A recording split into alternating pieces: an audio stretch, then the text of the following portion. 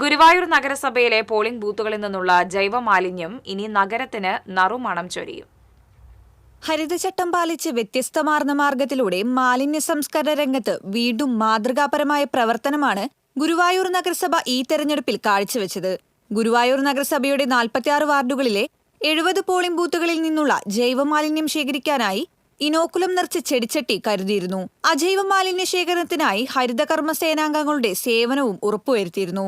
ചെടിച്ചട്ടിയിൽ ശേഖരിച്ച മാലിന്യത്തിന് മുകളിൽ മണ്ണ് നിറച്ച പൂച്ചെടികൾ നട്ടുപിടിപ്പിക്കും.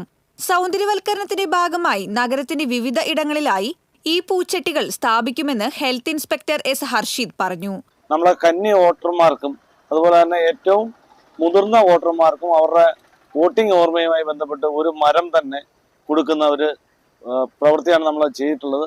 അതോടൊപ്പം തന്നെ നമ്മളുടെ അവിടെ ഉണ്ടാകുന്ന അതായത് പോളിംഗ് ബൂത്തുകളിൽ ഉണ്ടാകുന്ന മാലിന്യങ്ങൾ ചെടിച്ചട്ടികളിൽ ഇനോക്കുലം നിറച്ച ചെടിച്ചട്ടികളിലേക്ക് ഇടുകയും തിരഞ്ഞെടുപ്പ് പൂർത്തിയാകുന്ന മുറയ്ക്ക് അതിനെ തൈയാക്കി മാറ്റി നഗര സൗന്ദര്യവൽക്കരണത്തിന് ഉപയോഗിക്കുന്ന ഒരു പദ്ധതി കൂടിയാണ് നമ്മൾ ആസൂത്രണം ചെയ്തിട്ടുള്ളത്.